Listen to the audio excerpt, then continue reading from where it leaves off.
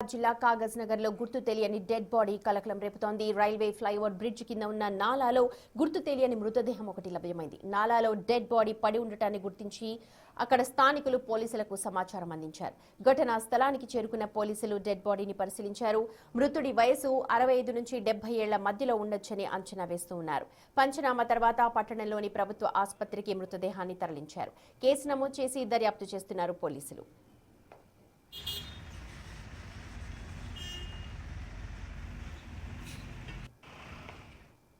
మా ప్రతినిధి ఇర్ఫాన్ మనతో జాయిన్ అవుతున్నారు అప్డేట్స్ అందించడానికి. ఇర్ఫాన్, ఆ మృతదేహం ఎవరిది, దానికి సంబంధించిన డీటెయిల్స్ ఏమైనా పోలీసులు ఇప్పటి వరకు కనుక్కున్నారా? Good afternoon Sumathi.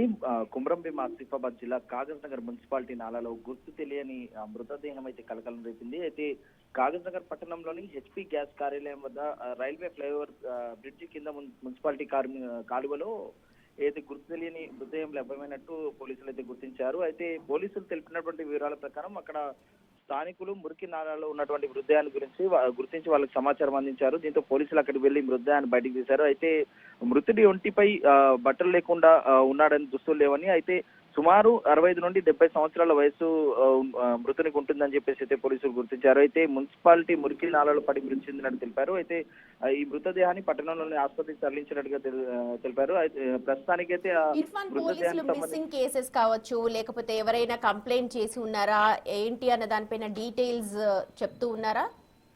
ప్రస్తుతానికి ఆ ప్రాంతంలో ఎలాంటి మిస్సింగ్ కేసులు అయితే ఇంకా నమోదు కాలేదు. ఆ కోణంలో కూడా ఇంకా దర్యాప్తు చేయడానికి అయితే పోలీసులు చెప్తున్నారు. ప్రస్తుతానికి గుర్తు తెలియని మృతదేహంగా అయితే పోలీసులు కేసు నమోదు చేసినటువంటి పరిస్థితి. రైట్ ఇర్ఫాన్.